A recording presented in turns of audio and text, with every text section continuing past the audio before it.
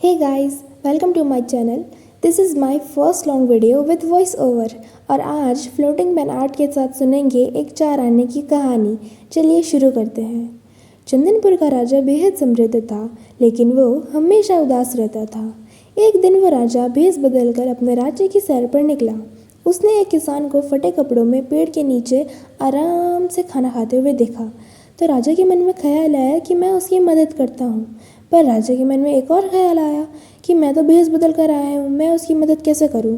तो राजा थोड़ी देर तक सोचता रहा और फिर उसके मन में एक और ख्याल आया।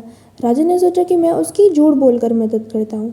तो राजा किसान के पास गया और बोला, ये सोने की मुद्राएं मुझे तुम्हारे खेत से मिली है, लो इन्हें रख लो। किसान बोला कि ये मुद्रा मेरी नहीं है, मैं इन्हें नहीं रखूँगा।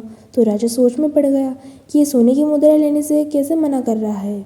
तो राजा ने हैरानी से पूछा कि तुम लक्ष्मी को कैसे मना कर सकते हो। तो किसान बोला, सेठ जी, मैं रोज़ का सिर्फ 4 आने कमाता हूँ और उतने में ही बहुत प्रसन्न रहता हूँ। तो राजा बोला, भला कोई 4 आने में इतना खुश कैसे रह सकता है।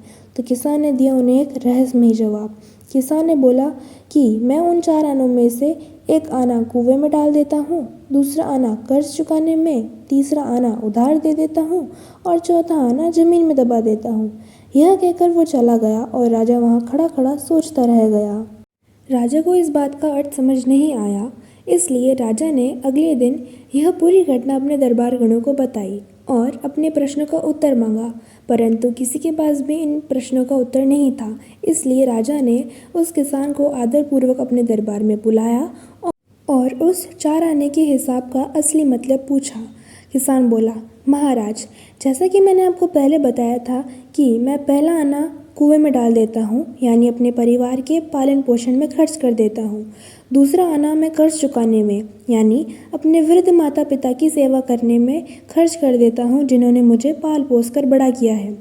तीसरा आना उधार दे देता हूँ, यानी अपने बच्चों की शिक्षा दीक्षा पर खर्च कर देता हूँ, ताकि वे बड़े होकर बुढ़ापे में मेरा सहारा बन सके। और चौथा आना ज़मीन में दबा देता हूँ, यानी भविष्य के लिए थोड़ी सी बचत करता हूँ, ताकि संकट के समय किसी के आगे हाथ नहीं फैलाना पड़े और सामाजिक कार्यों में भी मदद की जा सके।